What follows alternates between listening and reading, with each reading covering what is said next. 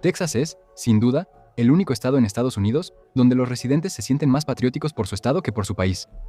El estado de la estrella solitaria ciertamente tiene razones para estar orgulloso. Es sinónimo del oeste americano. Es el segundo estado más grande en cuanto a territorio y población. Y tiene la segunda economía estatal más grande. Ningún estado captura el espíritu de Estados Unidos como Texas.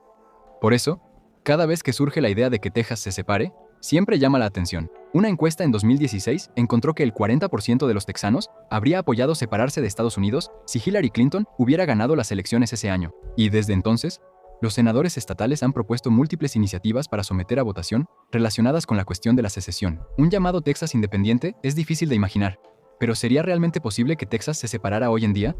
¿Y podrían realmente sobrevivir como un país propio si lo hicieran? Bueno, antes de hablar sobre por qué algunos tejanos quieren separarse de Estados Unidos, necesitamos hablar sobre la vez que realmente se separaron de su país, al menos con éxito. Después de que México obtuvo su independencia de España en la Guerra de Independencia de México, en 1821, tuvo un problema.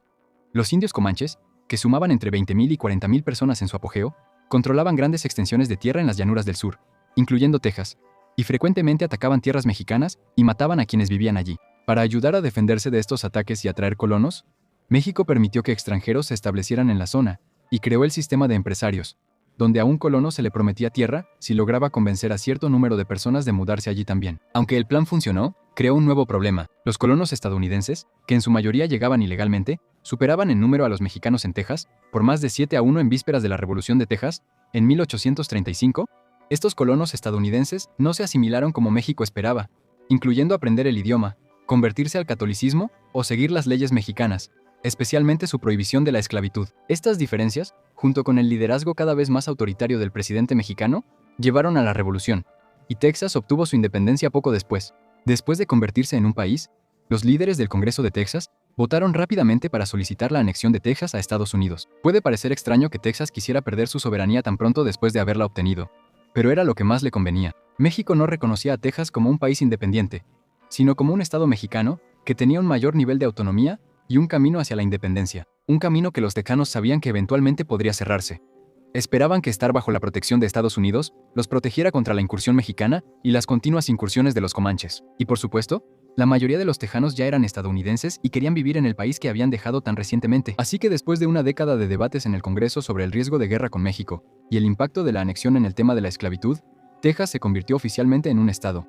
Esta historia fundacional es en gran parte de donde los texanos obtuvieron su espíritu independiente.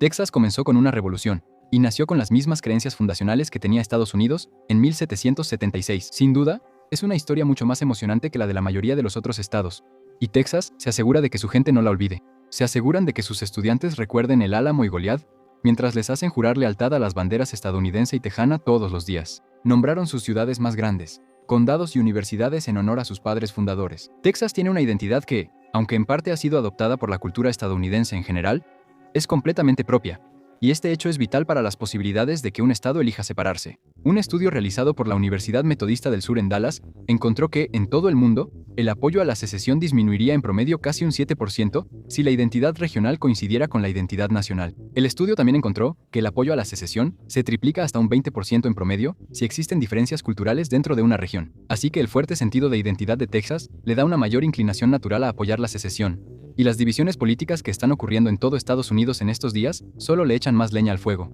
Por supuesto, Texas no es el único estado que enfrenta polarización, ni el único que tiene un movimiento de secesión.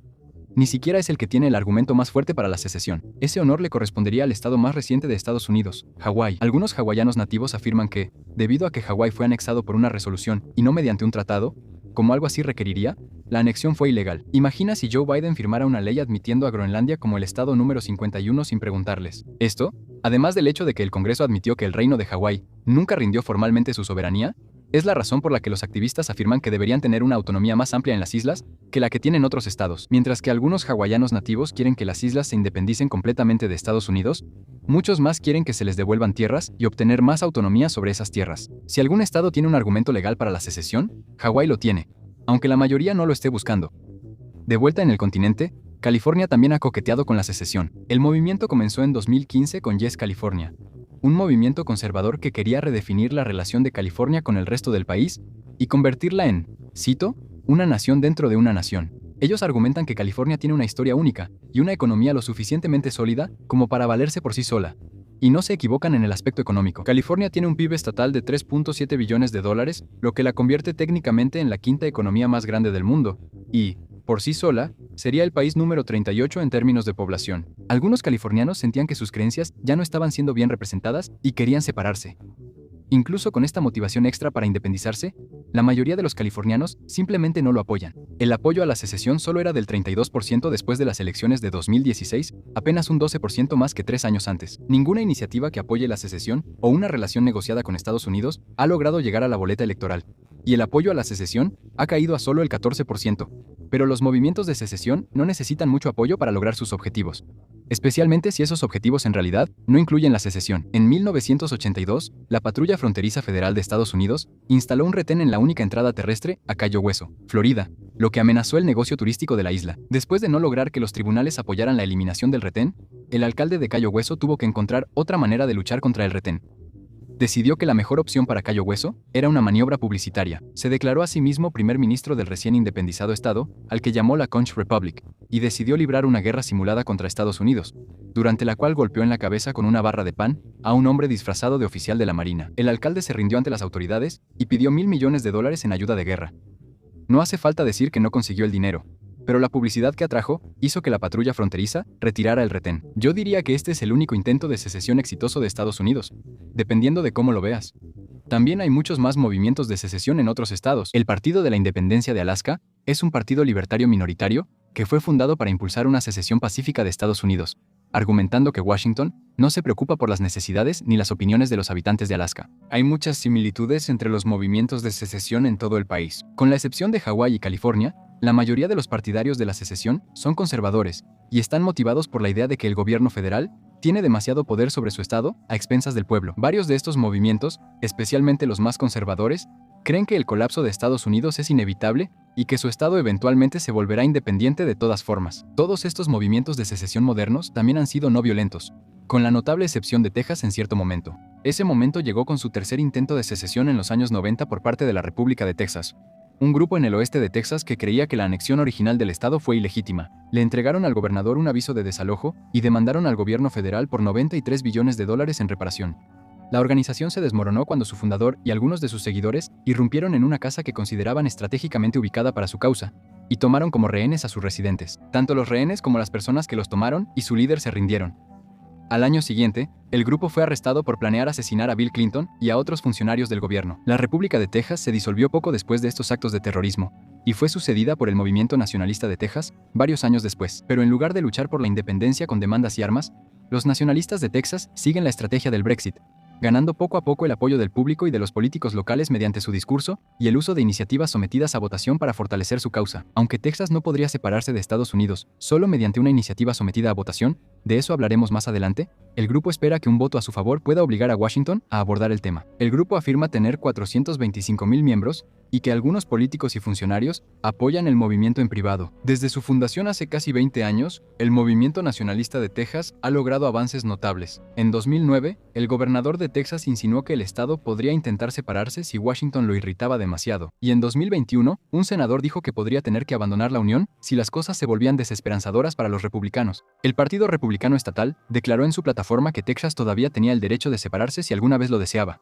Y en una futura boleta podría aparecer una pregunta hipotética y no vinculante preguntando a los votantes republicanos si apoyarían separarse de Estados Unidos. Una encuesta de 2022 encontró que el 60% de los texanos apoyaba salir pacíficamente de Estados Unidos para formar su propio país junto con otros estados. Esto es bueno para los partidarios de la independencia, pero muchas de estas personas probablemente no lo apoyarían si la posibilidad de la secesión alguna vez se volviera real, en lugar de ser solo una idea abstracta. Incluso si no lo hicieran, el derecho constitucional se interpondría.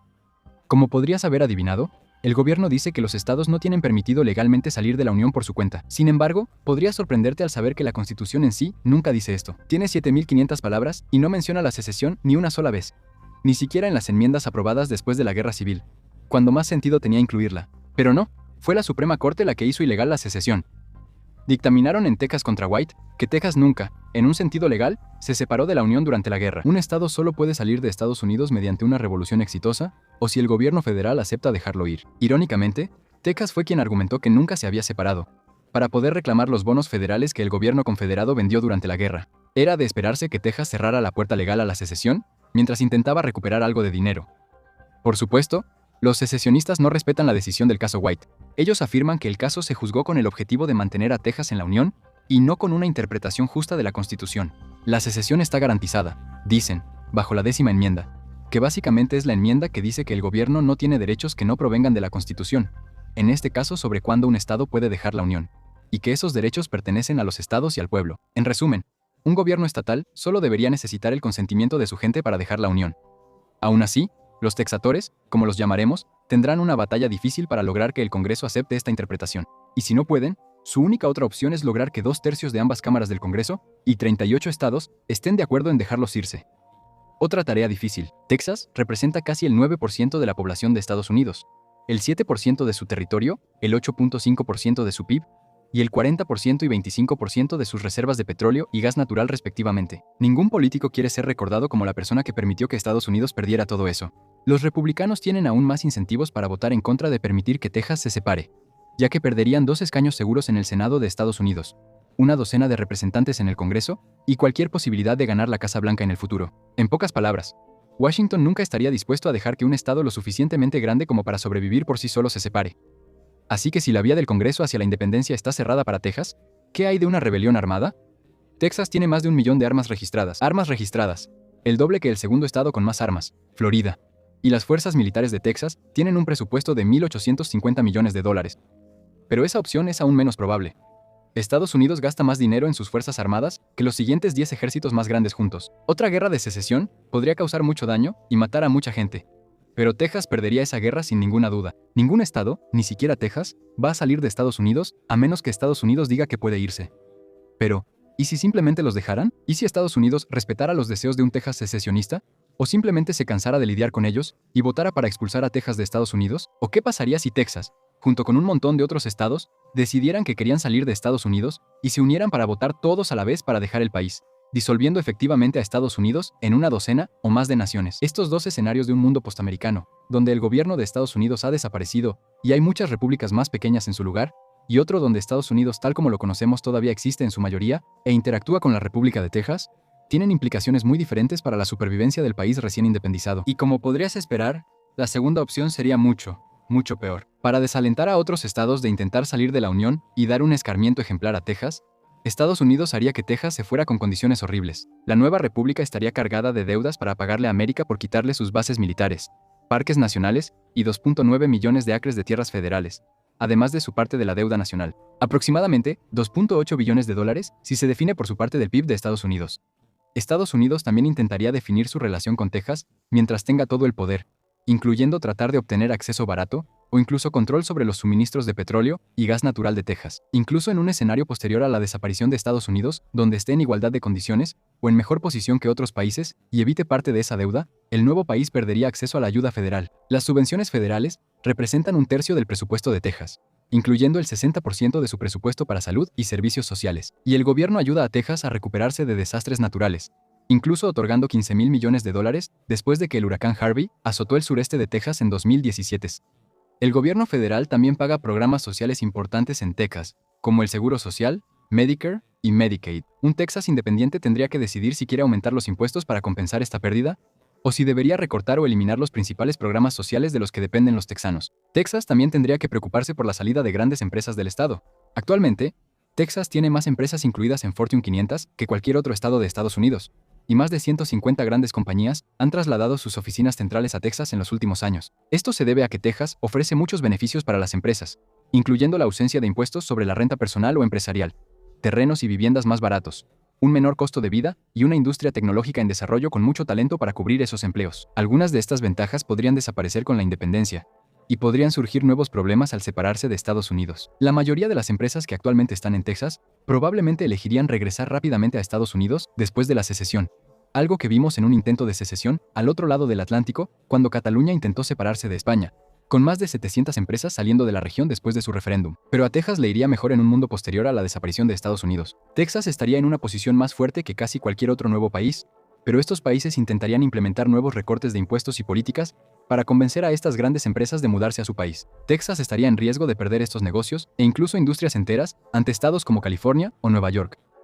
Por otro lado, hay algunos factores que juegan a favor de Texas. Primero, Texas comenzaría con una economía masiva con un PIB de 2.35 billones de dólares, lo que la convertiría en la octava economía más grande del mundo, y el 9% de ese dinero, 153 mil millones de dólares en total, proviene del petróleo y el gas, y como país independiente, sería el cuarto mayor productor de petróleo y el tercero de gas natural en el mundo, respectivamente. Esto ayudaría a que Texas independiente se convirtiera en un actor importante en el comercio energético global y en un proveedor clave de petróleo y gas natural para Estados Unidos o para un Estados Unidos postamericano. La energía es una de las razones por las que el comercio internacional de Texas es tan fuerte. Texas exportó 375.3 mil millones de dólares en 2021, más del doble de las exportaciones de California.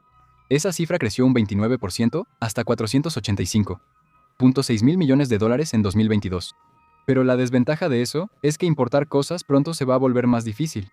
Actualmente, Estados Unidos tiene acuerdos de libre comercio con 20 países incluyendo México, Canadá, Corea del Sur, Omán y la mayoría de los países de América Latina. Los acuerdos de libre comercio hacen que sea más barato y fácil comerciar con otros países. Todos estos acuerdos tendrían que ser eliminados o renegociados por Texas, y sin la riqueza y el poder colectivos de Estados Unidos respaldándolo, es probable que Texas no obtenga un acuerdo tan bueno como el que tenía antes de la independencia. Sin embargo, a nivel interno, la economía de Texas está en una buena posición. Alguien que no esté familiarizado con la economía de Texas podría preocuparse de que dependa demasiado del petróleo y el gas natural. Estos productos suelen estar sujetos a ciclos de alta y baja demanda, lo que hace que países que dependen de ellos, como Venezuela, sean extremadamente vulnerables cuando los precios bajan. Esto es algo de lo que Texas no tendría que preocuparse. Tienen una economía diversa que puede sobrevivir a las caídas en los precios del petróleo y el gas. Industrias como la manufactura, bienes raíces y servicios empresariales emplean a millones de personas y contribuyen con miles de millones a la economía de Texas. Por supuesto, probablemente nada de esto vaya a suceder.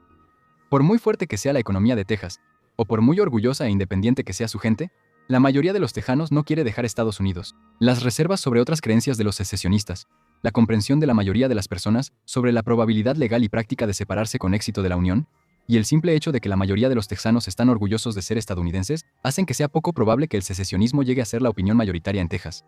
Probablemente eso también sea lo mejor. Si Estados Unidos alguna vez llegan a estar en una posición tan débil y dividida como para permitir que un estado se separe, todos estaríamos en problemas. Gracias por ver el video.